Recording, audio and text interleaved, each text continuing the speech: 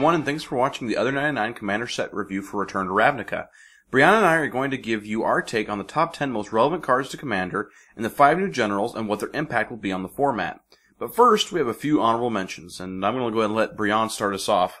So, the first one we're going to talk about is Martial Law, and it's an enchantment that says at the beginning of your upkeep you can detain target creature an opponent controls. And that's really awesome because we know that cards like a Johnny Vengeant are good. And this is even more efficient because with a Johnny Vengeant, if they manage to untap those creatures, then they can use them. Whereas with Martial Law, no matter what they do, they're not going to be able to use the creature to either attack, block, or activate its abilities, which is a pretty big thing to do when you're targeting someone's general or their most powerful creature on the field. Next up on our honorable mentions list is Sphere of Safety. It's a pillow fort card similar to Ghostly Prison and Propaganda. You're going to be paying a little bit more for it though, but it has the potential to be even better than one of those cards if you're playing a lot of enchantments. So if you're playing a deck with lots of enchantments, such as Bruna, Sphere of Safety can be a really awesome pillow fort card for you. Next up is Angel of Serenity, and she's really cool because she can do a lot of things. She's kind of similar to Admonition Angel, but you can also exile cards from graveyards, and that's really awesome because you can target your own graveyard if you want, which means when she dies, you'll get those cards back to your hand, which is, in mono white, you get some creature recursion, but not a lot, so that's pretty powerful. Alright, next up is Psychic Spiral, and a lot of people are talking about this card. It's going to be pretty exciting for any EDH decks that are out there to try and mill their opponents. I have several people that I know who play Una, and their objective is to mill out their opponents. Psychic Spiral is pretty good, and it's an instant. Next up we have Necropolis Regent, and it's a really black intensive vampire, but it's really powerful. Because essentially what it's going to do is when a creature you control deals combat damage to a player, its power is going to be doubled. And so you're swinging with whatever, doesn't matter. You're playing dudes and turning them sideways, and Necropolis Regent is going to make sure that that damage is incremental. So I know it's triple black, but I think it's worth it even in a 2 or 3 color deck with black because that's a really powerful ability. Not to mention, she's a 6/5 flyer all on her own. Next up we have one of my personal favorite cards from this set because it's just so cool. Guild Feud. It's not good enough to make the top 10, but hey, it's a very fun, very interesting red group hug card. If you're playing a deck with a lot of big creatures, you're going to be getting a lot of creatures for free, and you're going to be killing off your opponent's creatures. So it actually has some use to it, and it can be good. It's just so cool, so unique. We had to put it in our honorable mentions. The other red card from the set that we have in our honorable mentions, actually, at first I didn't think it was going to be very good in EDH, and that's Gutter Snipe. But then I got to reading it, and I realized it says it deals 2 damage to each opponent. And there are a lot of people out there who play decks full of instants and sorceries, and so Gutter Snipe could be what gets you there for that little bit of extra damage. I mean, he's a really cheap body. He's a 2/2 for 3. That's pretty good stats.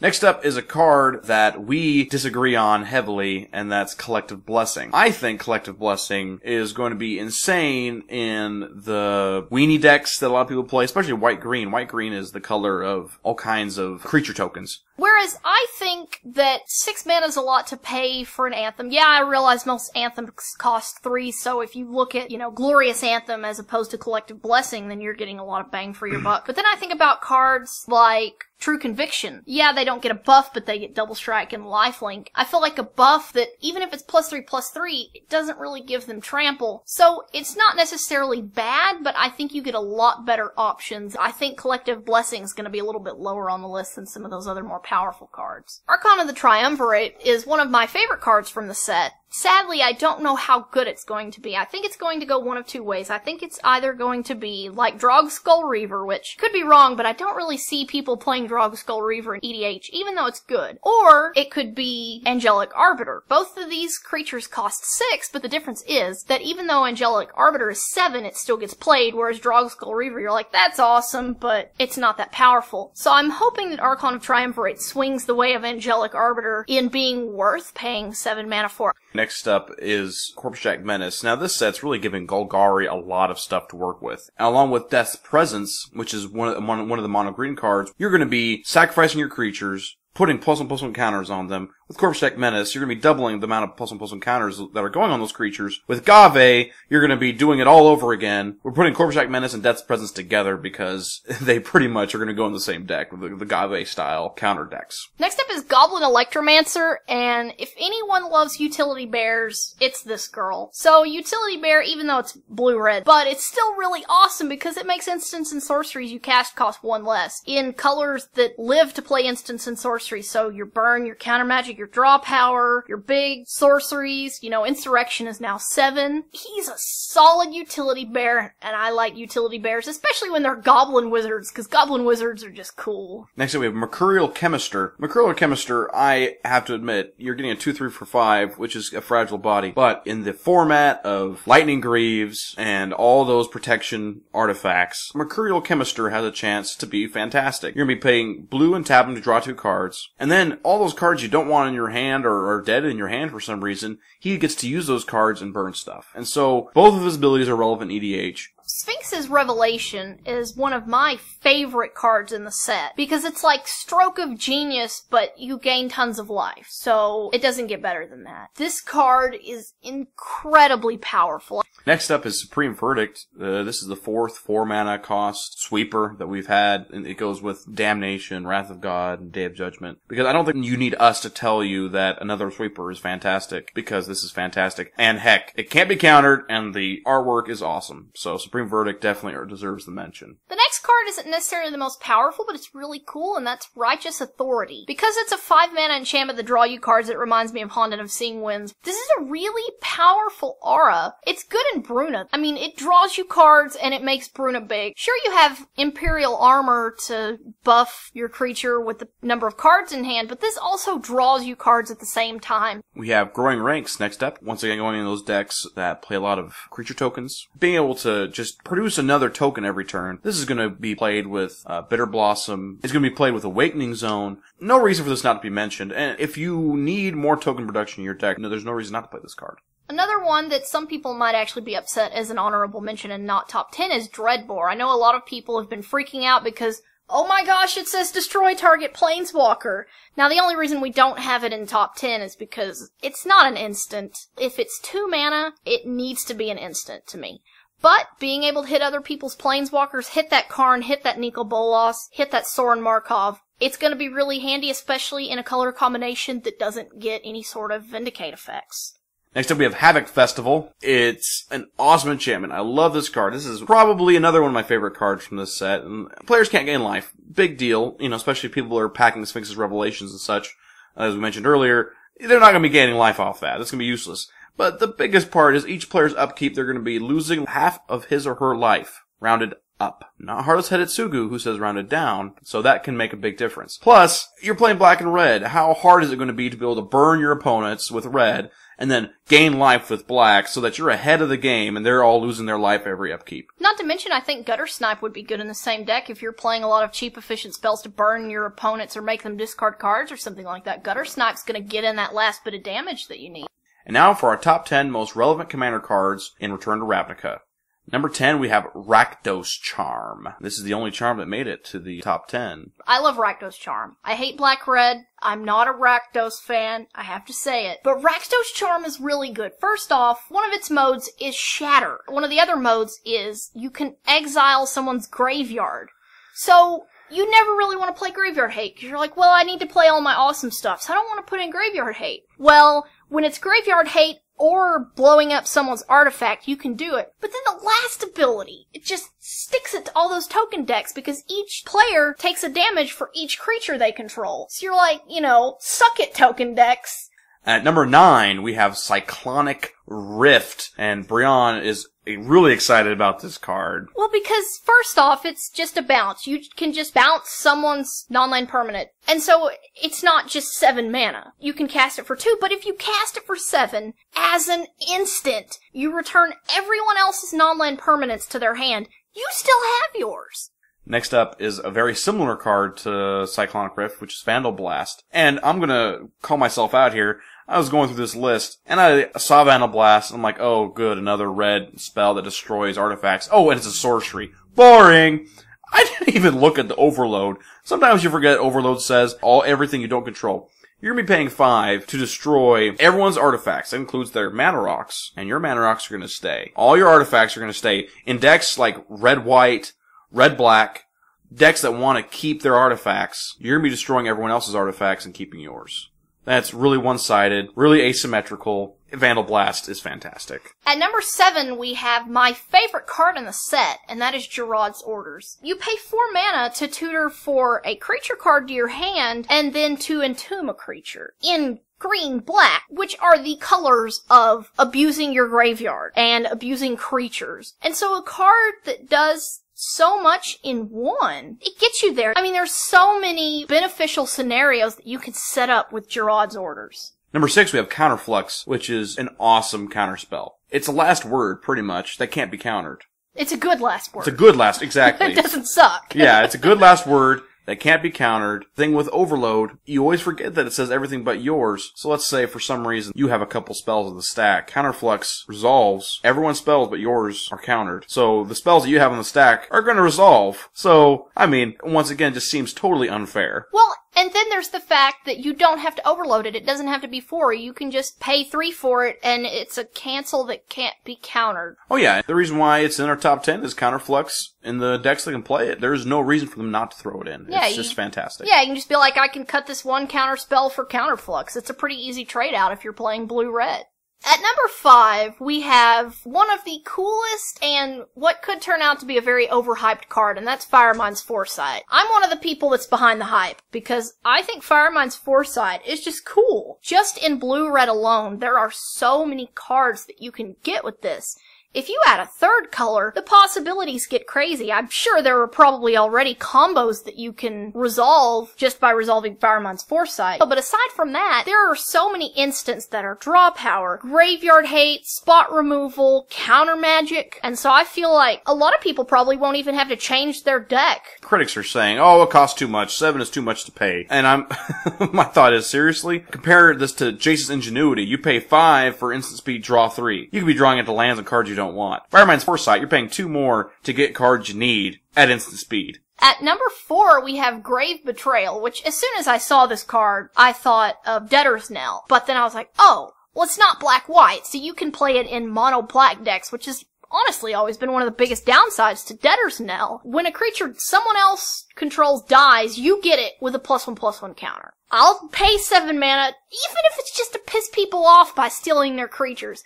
This is a really solid way to gain some board advantage, assuming you can protect it from being removed, of course. And imagine casting a Damnation after this thing resolves. Clearing the board, you get all those creatures on your side, and they're all 1 bigger. At number 3, Epic Experiment. Epic Experiment is a lot similar to a card. Let me think.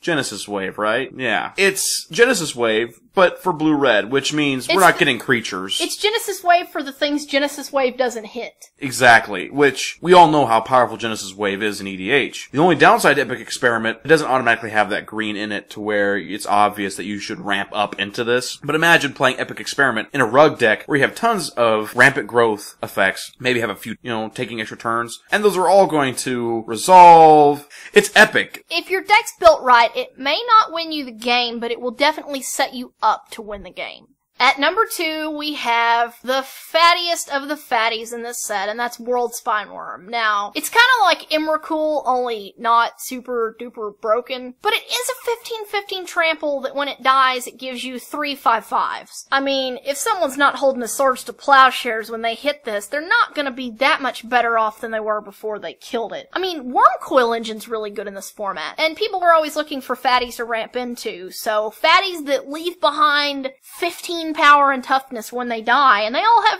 trample, cough cough populate. World Spineworm, we know how much people love fatties, so for us, this is the second most relevant card in the set. At number 1, the most relevant card in the set to Commander. Not the most exciting. It is the most relevant card, and I think the majority of people will agree with this, is Chromatic Lantern. Holy crap. All your mana is fixed. with one card. And on top of it, it's a mana rock by itself. And it's colorless, it goes in every deck. If you're playing a multicolored deck, which a lot of people like to play in EDH, there's no reason not to play Chromatic Lantern. Even monocolored decks, because I think about my 8.5 tails, and my colorless lands outnumber my planes. And so it makes your colorless lands tap for your colors. So it's not necessarily one of those cards that you're like, well, you'd be stupid if you didn't play it, but it's really good. All these other cards are awesome and cool, but Chromatic Lantern is just straight up good.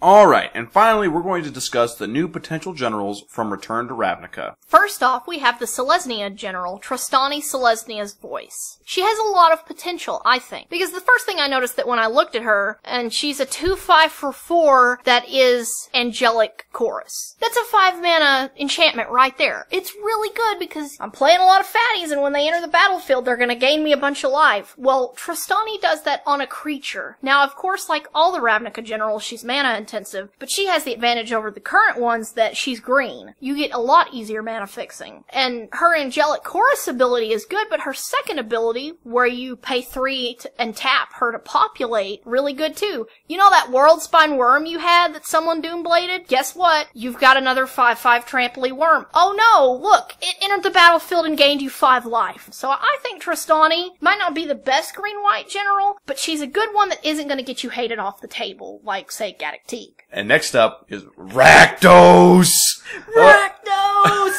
Rakdos is metal. He's so metal. Rakdos is metal. It's hard not to love him. Like, even if you hate Black-Red, it's hard not to love Rakdos. It's easy to hate the old Rakdos. The old Rakdos was pitiful compared to this one. So bad. This one, all you have to do is have someone lose some life. Black-Red, how hard is that to do? I think that's pretty easy to do, right? And then, on top of it all, if you're doing what Black-Red does best, making people lose life, he makes your creatures just that much cheaper. So he makes you better at doing it, which makes you cast more creatures, which makes it easier for you to cast more creatures. Rakdos is arguably one of the best Black-Red generals, especially for his mana cost. The only other ones that you have that are even, like, fairly cheap, that are okay, that are good, is Lizolda and Olivia Valderin. So Rakdos comes in at 4 mana, 6/6, flying trample. Look at the artwork. He's like smashing goblins and there's like flames, and I need Rakdos to be altered like smashing an electric guitar.